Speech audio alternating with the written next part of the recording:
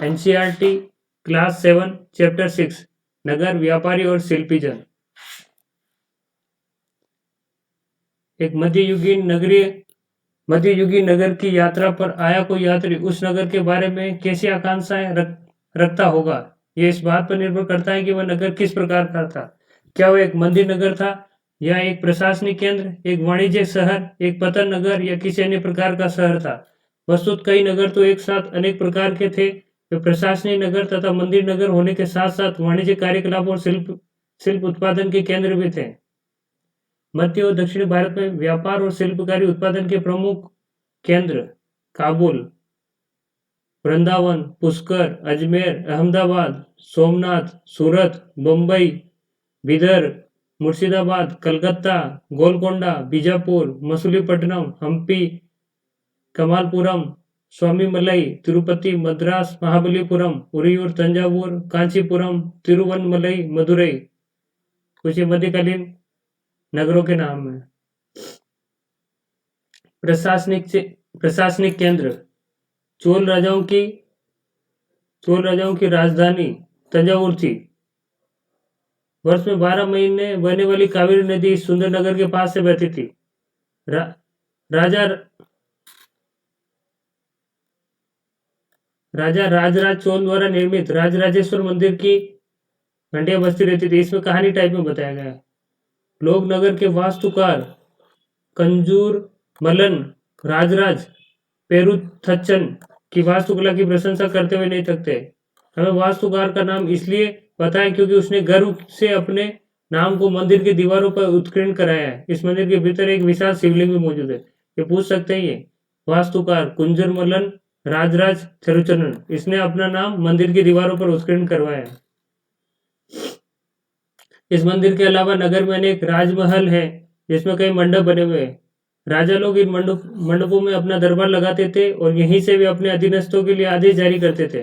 नगर में सैन्य शिविर भी बने हैं। नगर उन बाजारों की हलचल से भरा हुआ है जहाँ अनाज, मसाले, कपड़े, आभूषण की बिक्री हो रही है। नगर के जल की आपूर्ति कुओं और तालाबों से होती थी। तंजावुर और उसके निकटवर्ती नगर उरियूर के शालीय बुनकर मंदिर के उत्सव के लिए झंडियां बनाते थे। कपड़ा और राजा और अभिजात वर्ग के लिए बढ़िया सूती वस्त्र और जनसाधारण के लिए मोटा सूती वस्त्र तैयार कर रहे हैं।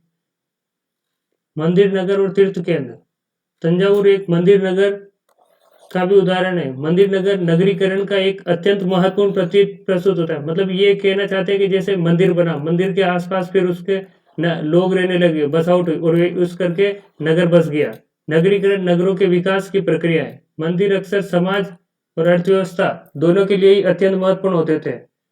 शासक विभिन्न देवी देवताओं के प्रति अपना भक्ति भाव दर्शाने के लिए मंदिर बनाते थे। वे मंदिर को भूमि एवं धन अनुदान में देते थे, जिनकी आय में धार्मिक अनुष्ठान विधि विद्वानों से संपन्न किए जाते थे। तीर्थ यात्रियों तथा पुरोहित पंडितों को भोजन कराया जाता था और पर्वोत्सव मनाए जाते थे। मंदिर के दर्शनार्थी भी दान दक्षिणाएं दिया करते थे। जो दर्शन करने आते थे वो भी दान दक्षिणा देते थे। कांसा घंटा धातु और लुप्त मोम तकनीक। अब ये क्या है? कांसा एक मिक्स्ड धातु होती है जो कॉपर और एसेंट टिन से मिलकर बनी होती है। रांगा तांबे और रांगे टिन से मिलकर बनी होती है। कॉपर और टिन से मिलकर बनती है कांसा। लेकिन जो घंटे में जो धातु प्रयुक्त की जाती है उसमें कॉपर और टिन, तो उसमें टिन काफी अधिक मात्रा में इस्तेमाल करते हैं। चोलकालिक कांस्य मूर्तियां, लुप्त मोम तकनीक क्या होती है कि पहले एक मोम का पुतला बनाते थे, फिर उसके ऊपर एक गीली मिट्टी लेपते थे और फिर जब वो सूख जाती थी तो इस गीली मिट्टी में उस मिट्टी में एक छेद करके उसको गर्म किया जाता था। गर्म कर देते थे, ये मोम उस छेद से बाहर निकल जाता था। फिर कोई जैसे हमें कांसे की मूर्ति बनाई तो इसमें पिघला हुआ कांसा डाला जाता था तो वो उस मूर्ति का आकार ले लेता था। ये लुप्त मोम तकनीक। इसमें कांस्य मूर्ति जिसमें कृष्ण को नाग राक्षस कालिया को काबू करते दिखाया गया है, कांसा मूर्ति। मंदिर के कर्ता धर्ता मंदिर के धन को व्यापार या साहूकारों में लगाते थे। समय के साथ बड़ी संख्या में पुरोहित, पुजारी, कामगार, शिल्पी, व्यापारी आदि मंदिर तथा उसके दर्शनार्थी एवं तीर्थयात्रियों की आवश्यकताओं को पूरा करने के लिए मंदिर के आसपास बसते गए। इस प्रकार मंदिर नगरों का विकास हुआ। इसी रीति से मंदिरों के चारों ओर अनेक नगरों का आविर्भाव हुआ। जैसे मध्य प्रदेश में भली स्वामीन, भिलसा या विदिशा का मंदिर और गुजरात में सोमनाथ मंदिर। कुछ अन्य महत्वपूर्ण मंदिर नगर तमिलनाडु में कांचीपुरम और मदुरई और आंध्र प्रदेश में तिरुपति है। जैसे तिरुपति मंदिर के आसपास नगर बसा है, जैसे मदुरई में, जैसे कांचीपुरम में। तीर्थ स्थल भी धीरे धीरे नगरों के रूप में विकसित हुए। जैसे वृंदावन उत्तर प्रदेश में, तिरुवनमलई तमिलनाडु में। ऐसे नगरों के उदाहरण है। अजमेर राजस्थान 12वीं शताब्दी में चौहान राजाओं की राजधानी था और आगे चलकर मुगलों के शासन में यह सूबा मुख्यालय बना। ये सुप्रसिद्ध सूफी संत ख्वाजा मोइनुद्दीन चिश्ती यहाँ 12वीं शताब्दी में बसे थे।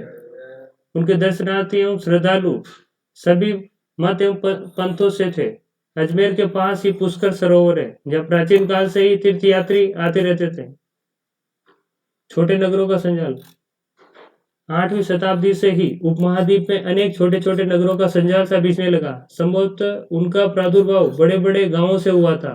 उनमें आमतौर पर एक मंडपिका, बाद में जिसे मंडी कहा जाता है, जैसे सब्जी मंडी होती है उसके आसपास जैसे घर बसा, तो इसे मंडीपा कहा गया है, नगर बसा हुआ है। जहाँ आसपास के गांव वाले अपनी उपज बेचने के लिए जाते थे। उनमें ऐसी गलियां थी जहाँ दुकानें एवं बाजार थे, जिन्हें हट या हाट कहा जाता है। इसके अलावा भिन्न भिन्न प्रकार के कारीगरों एवं शिल्पियों जैसे कुम्हारों, तेलियों, शक्कर बनाने वाले, ताड़ी बनाने वाले, सुनारों, लोहारों, पत्थर तोड़ने वाले आदि के अलग अलग बाजार होते थे।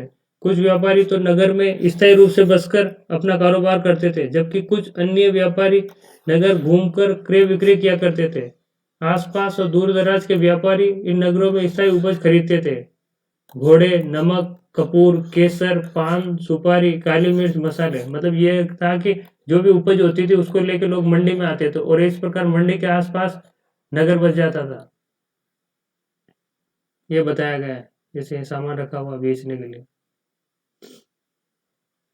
आमतौर पर कोई सामंत यानी परवर्ती काल का जमींदार इन नगरों में या उसके आसपास किलेबंदी कर महल बना लेते थे। ऐसे सामंत व्यापारियों, शिल्पकारों तथा उनके व्यापार की वस्तुओं पर कर लगाते थे और कभी कभी इन करों का संग्रहण अधिकार उन स्थानीय मंदिरों को प्रदान कर दिया जाता था, जिनका निर्माण समय उनके द्वारा या धनाढ़ी व्यापारियों द्वारा कराया गया है। जैसे राजस्थान से प्राप्त एक 10वीं शताब्दी के अभिलेख में मंदिर को ये बताया गया, लकड़ी पर नक्काशी करता हुआ कारीगर। बड़े और छोटे व्यापारी। व्यापार कई प्रकार के हुआ करते थे, उनमें बंजारी लोग भी शामिल थे। कई व्यापारी, विशेष रूप से घोड़ों के व्यापारी, अपने संघ बनाते थे जिनका एक मुखिया होता था और वे मुखिया उनकी ओर से घोड़े खरीदने के इच्छुक योद्धाओं से बातचीत करता था। चूंकि व्यापारियों को अनेक राज्यों और जंगलों से होकर गुजरना पड़ता था, इसलिए वे आमतौर पर काफिले बनाकर चलते थे, मतलब साथ में चलते थे, बहुत सारे एक साथ यात्रा करते थे और अपने हितों की रक्षा के लिए व्यापार संघ, गिल्ड का मतलब क्या, व्यापार संघ बना लेते थे। दक्षिण भारत में 8वीं शताब्दी और परवर्ती काल में अनेक ऐसे संघ बने। उनमें सबसे प्रसिद्ध था मणिग्रामम और नानादेशी व्यापारियों के संघ थे। व्यापार संघ प्रायद्वीप के भीतर और दक्षिण पूर्व एशिया तथा चीन के साथ भी दूर दूर तक व्यापार करते थे। इसके अलावा चेटियार और मारवाड़ी, ओसवाल जैसे समुदाय भी थे, जो आगे चलकर देश के प्रधान व्यापारी समूह बने। चेटियार, मारवाड़ी, ओसवाल क्या है, व्यापारी समूह है। गुजराती व्यापारियों में हिंदू बनिया और मुस्लिम बोहरा दोनों समुदाय शामिल थे। वे दूर दूर तक लाल सागर के बंदरगाहों और फारस की खाड़ी, पूर्वी अफ्रीका, दक्षिण पूर्व एशिया तथा चीन से व्यापार करते थे। वे इन पथों में कपड़े और मसाले बेचते थे। अफ्रीका से सोना और हाथी दांत, दक्षिण पूर्व एशिया और चीन से मसाले, टिन, मिट्टी के नीले बर्तन और चांदी लाते थे। अफ्रीका से सोना और हाथी दांत और दक्षिण पूर्व एशिया और चीन से मसाले, टिन, मिट्टी के बर्तन और चांदी लाते थे। पश्चिम के नगरों में अरबी, फारसी, चीनी, यहूदी और सीरिया ईसाई बस गए थे, मतलब पश्चिम नगरों में।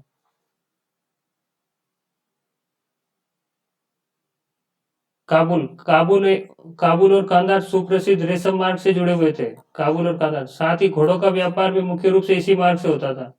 17वीं शताब्दी में हीरो के एक सौदागर जो जॉन बैप्टिस्ट ट्रेवेनियर के अनुमान लगाया था कि काबुल में घोड़ों का व्यापार लगभग 30,000 रुपए का होता है। ये क्वेश्चन पूछा था यूपीएससी में कि कौन सा हीरा व्यापारी भारत में आया था, उसका फ्रांस से, उसका नाम था जॉन बैप्टिस्टे ट्रेवेनियर। इसके अलावा गुलाम भी बिक्री के लिए लाए जाते थे।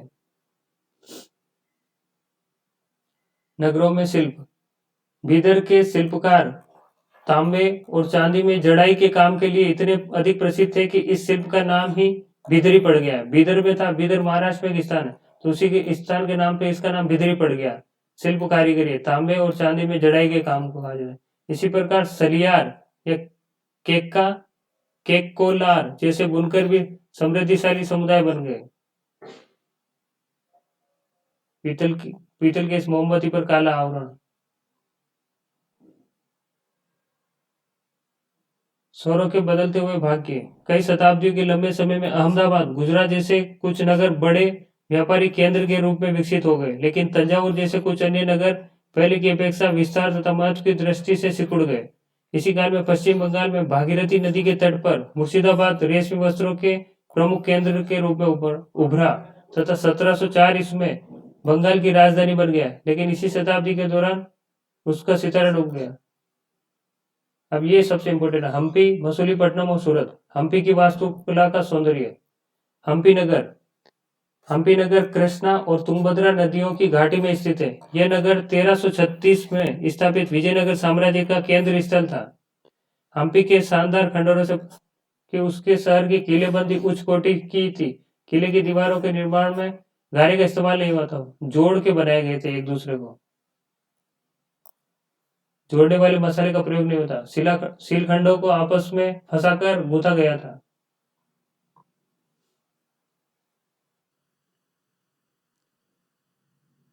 एक पुर्तगाली यात्री डोमिंगो पेज ने 16वीं शताब्दी में हम्पी नगर का वर्णन किया है। ये ऐसे लिखा है, ये पढ़ लेना। अपने शासनकाल में विजयनगर के शासकों ने जलाशयों नहरों के निर्माण में काफी रुचि ली। मालदेवी नदी के ऊपर 1.37 किलोमीटर लंबे मिट्टी के बांध वाले अनंतराज सागर जलाशय का निर्माण हुआ। कृष्णदेव राय ने 2 पहाड़ों के बीच एक विशाल प्रस्तर बांध का निर्माण विजयनगर के निकट एक विशाल झील के निर्माण के लिए किया, जहां से जल को जल सेतु और नहरों द्वारा बगीचों और खेतों तक सिंचाई के लिए पहुंचाया जाता था। कृष्णदेव राय ने बांध का निर्माण किया है, ये बताया। अनंतराज सागर जलाशय का निर्माण किया, किसने? कृष्णदेव राय। हम्पी की वास्तुकला विशिष्ट प्रकार की थी। वहां के शाही भवनों में भव्य मेहराब और गुम्बद थे। वहां स्तंभों वाले कई विशाल कक्ष थे, जिनमें मूर्तियों को रखने के लिए आले बनाए गए थे। वहां सुनियोजित बाग बगीचे भी थे, जिनमें कमल, तोड़ों की आकृति वाली मूर्तियों के नमूने थे। 15वीं-16वीं शताब्दी में अपने समृद्धि काल में हम्पी कई वाणिज्य और सांस्कृतिक गतिविधियों से गुंजायमान रहा है। उन दिनों हम्पी के बाजारों में मुस्लिम सौदागर, चेटियार और पुर्तगालियों जैसे यूरोपीय व्यापारियों के एजेंटों का जमघट लगा रहता था। मंदिर सांस्कृतिक गतिविधियों के केंद्र होते थे और देवदासिया विरूपाक्ष मंदिर के अनेक स्तंभों वाले विशाल कक्षों में देव प्रतिमा राजा तथा प्रजाजनों के समक्ष नृत्य किया करती थी। महानवमी पर्व, जो आज दक्षिण में नवरात्रि पर्व कहलाता है, उन दिनों हम्पी में एक अत्यंत महत्वपूर्ण पर्व माना जाता है। ये हम्पी से विठल मंदिर का पत्थर का बना रथ, ये नीचे दर्शाया गया। पुरातत्वविदों ने उस महानवमी मंच को खोज निकाला है, जहां राजा अपने अतिथियों का स्वागत सत्कार करते थे। अधीनस्थ व्यक्तियों से राजा नजराने उपहार लिया करते थे। राजा नृत्य एवं संगीत तथा मल्ल युद्ध के कार्यक्रम भी वहां से देखते थे। 1565 में दक्कनी सुल्तानों गोलकोंडा, बीजापुर और अहमदनगर, बरार और बीदर के शासकों के हाथों विजयनगर की पराजय के बाद हम्पी का विनाश हो गया 1565 में। वाणिज्य केंद्र, एक ऐसा स्थान जहां विभिन्न उत्पादन केंद्रों से आने वाले माल खरीदे और बेचा जाता था। मतलब कहीं दूसरी जगह से माल आएगा और वहां से क्या वहां बेचा जाएगा, या फिर वहां से बेचा जाएगा या वहां खरीदा जाएगा, तो उसे कहेंगे वाणिज्य केंद्र। एक ऐसा स्थान जहां विभिन्न उत्पादन केंद्रों से आने वाले माल खरीदा और बेचा जाता था। सूरत पश्चिम का प्रवेश द्वार। सूरत मुगल काल में केम्बे आज के खंभात और कुछ समय बाद के अहमदाबाद के साथ गुजरात में पश्चिमी व्यापार का वाणिज्य केंद्र बन गया। सूरत ओरमुझ की खाड़ी से होकर पश्चिमी एशिया के साथ व्यापार करने के लिए मुख्य द्वार था। सूरत को मक्का का प्रस्थान द्वार भी कहा जाता है, क्योंकि बहुत से हज यात्री जहाजों से यहीं से रवाना होते थे। ये जैसे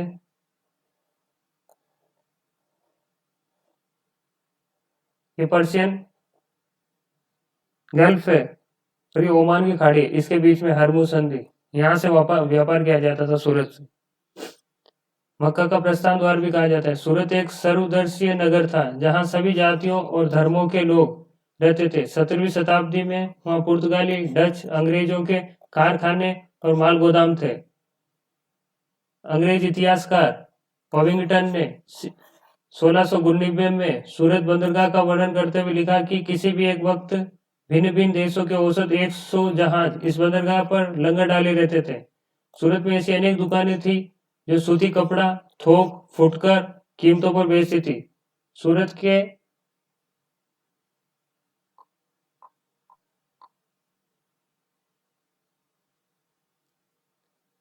के वस्त्र अपने सुनहरे गोटा किनारियों जरी के लिए प्रसिद्ध थे। उनके लिए पश्चिम एशिया, अफ्रीका, यूरोप में बाजार उपलब्ध थे। राज्य ने विश्व के सभी भागों से नगर में आने वाले लोगों की आवश्यकता को पूरा करने के लिए अनेक विश्राम गृह बना रखे थे। वहां भव्य भवन और असंख्य मनोरंजन स्थल थे। सूरत में काठियावाड़ी सेठों तथा महाजनों की बड़ी बड़ी साहूकारी कंपनियां थी। सूरत से जारी की गई हुंडियों को दूर दूर तक मिस्र में काहिरा, इराक में बसरा और बेल्जियम में एंटवर्म के बाजारों में मान्यता प्राप्त थी। हुंडी क्या होती है? हुंडी एक ऐसा दस्तावेज होता है जिसमें एक व्यक्ति द्वारा जमा कराई गई रकम दर्ज रहती है। हुंडी को कहीं अन्यत्र प्रस्तुत करके जमा की गई राशि प्राप्त की जा सकती है। जैसे आपने 100 रुपए जमा किए और हुंडी दे दी, आप कहीं हुंडी जमा करोगे तो आपको वो 100 रुपए दे देगा। मीडियम ऑफ एक्सचेंज होता है, ये यूपीएससी में आया था हुंडी। किंतु 17वीं शताब्दी के अंतिम वर्षों में सूरत का भी अधपतन प्रारंभ हो गया। इसके कई कारण थे। मुगल साम्राज्य के पतन के कारण बाजारों तथा उत्पादकता की हानि, पुर्तगालियों द्वारा समुद्री मार्ग पर नियंत्रण और बंबई से प्रतिस्पर्धा, जहां 1668 में अंग्रेज ईस्ट इंडिया कंपनी ने अपना मुख्यालय स्थापित कर लिया था। मसूलीपट्टनम या मछलीपट्टनम नगर कृष्णा नदी के डेल्टा पर स्थित है। 17वीं शताब्दी में यह भिन्न भिन्न प्रकार की गतिविधियों का नगर था। हॉलैंड और इंग्लैंड दोनों देशों के ईस्ट इंडिया कंपनियों ने मसूलीपट्टनम पर नियंत्रण प्राप्त करने का प्रयत्न किया, क्योंकि अब तक वह आंध्र तट का सबसे महत्वपूर्ण पत्थर बन गया था। मसूलीपट्टनम का किला हॉलैंड वासियों ने बनवाया था। अंग्रेज ईस्ट इंडिया कंपनी के एक गुमास्ते विलियम मैथफंड ने 1620 ईस्वी में इन शब्दों में मसूलीपट्टनम का वर्णन किया है। यह गोलकोंडा का मुख्य पतन था। ये पूछ सकते हैं कि मसूलीपट्टनम किसका मुख्य पतन था? गोलकोंडा का मुख्य पतन था। और किसने वर्णन किया, ये भी पूछ सकते हैं, विलियम मैथफील्ड ने। गुमास्ता का मतलब होता है यूरोपीय ट्रेडिंग कंपनी की व्यापारिक गतिविधियों के प्रभारी अधिकारी। यूरोप की जो ट्रेडिंग कंपनी होती है, जो व्यापार करने वाली कंपनी, उसका व्यापारी गतिविधियों के प्रभारी जो मेन ऑफिसर होता था, उसको गुमास्ता कहा जाता था। गोलकोंडा के कुतुबशाही शासकों ने कपड़ों, मसालों और अन्य चीजों की बिक्री पर शाही एकाधिकार लागू किया, जिससे कि वहां का व्यापारी पूरी तरह ईस्ट इंडिया कंपनी के हाथों में न चला जाए। विभिन्न व्यापारी समूहों, गोलकोंडा के कुलीन वर्गों, फारसी सौदागरों, तेलुगु कोमेटी चेटियार और यूरोपीय व्यापारियों ने नगर को घनी आबादी वाला और समृद्धिशाली बना दिया। जब मुगलों ने गोलकोंडा तक अपनी शक्ति बढ़ा ली, तो उनके प्रतिद्वंदी सूबेदार मीर जुमला ने, जो कि समय एक सौदागर था, हॉलैंड वासियों और अंग्रेजों को आपस में भिड़ाना शुरू कर दिया। 1686-87 में मुगल बादशाह औरंगजेब ने गोलकोंडा को मुगल साम्राज्य में मिला लिया। जब कंपनी के व्यापारी बम्बई, कलकत्ता और मद्रास चले गए, तब मसूलीपट्टनम अपने व्यापार और समृद्धि दोनों खो बैठा और 18वीं शताब्दी के दौरान उसका पतन हो गया। नए नगर और व्यापारी, 16वीं-17वीं शताब्दी में यूरोप के देश व्यापारी उद्देश्यों से मसालों, कपड़ों की तलाश में लगे हुए थे। ये यूरोप और पश्चिमी एशिया दोनों जगह लोकप्रिय हो गए थे। अंग्रेजों, होलैंडवासियों और फ्रांसीसियों ने पूर्व में अपनी वाणिज्य गतिविधियों का विस्तार करने के लिए अपनी ईस्ट इंडिया कंपनी बनाई। आरंभ में तो मुल्ला अब्दुल गफूर और वीरजी वोरा जैसे कुछ बड़े भारतीय व्यापारियों ने, जिनके पास बड़ी संख्या में जहाज थे, उनका मुकाबला किया। ये इंपॉर्टेंट है। मुल्ला अब्दुल गफूर और वीरजी वोरा, किंतु यूरोपीय कंपनियों ने समुद्री व्यापार पर अपना नियंत्रण स्थापित करने के लिए अपने नौ शक्ति का प्रयोग किया और भारतीय व्यापारियों को अपने एजेंट के रूप में कार्य करने के लिए मजबूर किया। अंततः अंग्रेज उपमहाद्वीप में सर्वाधिक सफल वाणिज्यिक एवं राजनीतिक शक्ति के रूप में उभर कर स्थापित हो गए। वस्त्रों जैसी वस्तुओं की मांग में तेजी आ जाने से अधिकाधिक लोगों ने कताई, बुनाई, धुलाई, रंगाई आदि का धंधा अपना लिया। इन शिल्पों का बहुत विस्तार हुआ, किंतु इस काल में शिल्पकारों की स्वतंत्रता घटने लगी।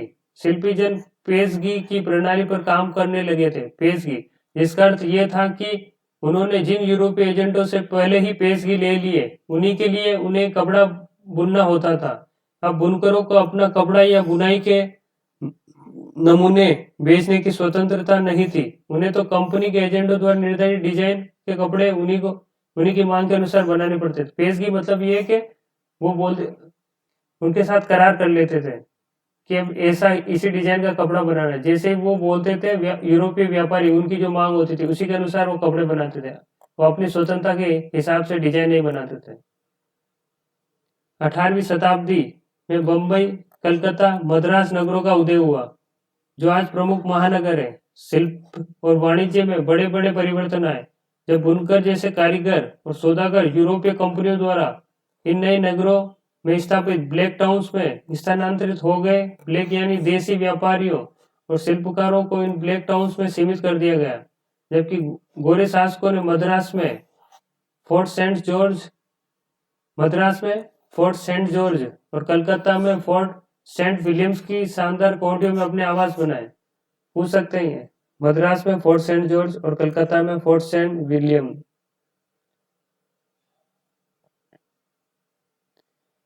वास्को डी गामा और क्रिस्टोफर कोलंबस 15वीं शताब्दी में यूरोपीय नाविकों द्वारा समुद्री मार्ग खोजने के अभूतपूर्व कार्य किए गए। उनमें से अनेक नाविक भारतीय उपमहाद्वीप तक पहुंचने का मार्ग खोजने और मसाला प्राप्त करने की इच्छा से प्रेरित थे। पुर्तगाली नाविक वास्को डी गामा अटलांटिक महासागर के साथ साथ यात्रा करते हुए केप ऑफ गुड होप से निकलकर और हिंद महासागर को पार करके भारत पहुंचा। ये जैसे अफ्रीका है, तो ये यहाँ पुर्तगाल से आके अफ्रीका, ये यहाँ पे केप ऑफ गुड होप है, तो मतलब ये इस मार्ग से आके हिंद महासागर से होते भारत पहुंचा। 1498 में कालीकट पहुंचा। कालीकट केरल में 1498 में कालीकट पहुंचा और अगले वर्ष पुर्तगाल की राजधानी लिस्बन लौट गया। इस समुद्री यात्रा के दौरान उसके 4 में से 2 जहाज नष्ट हो गए। 170 यात्रियों में से 54 ही जीवित। एक और घटना है, भारत पहुंचने के लिए समुद्री मार्गों की खोज का एक अन्य शुभ परिणाम निकला, जिसकी किसी को आशा नहीं थी। एक इटालवी क्रिस्टोफर कोलंबस ने भारत पहुंचने का मार्ग खोजने के लिए अटलांटिक महासागर को पार करके पश्चिम की ओर यात्रा करने का निश्चय किया। उसका सोचना था कि चूंकि पृथ्वी गोल है, इसलिए वह सोचता था कि भारत पहुंचने के लिए पश्चिम से आ जाऊंगा, मैं पश्चिम की ओर से भारत पहुंच सकता है। तो उसने 1492 में गलती से वेस्ट इंडीज की खोज की, इसलिए वेस्ट इंडीज का नाम इसी भ्रांति के कारण पड़ा है। एनसीईआरटी क्लास 7 चैप्टर 6 समाप्त।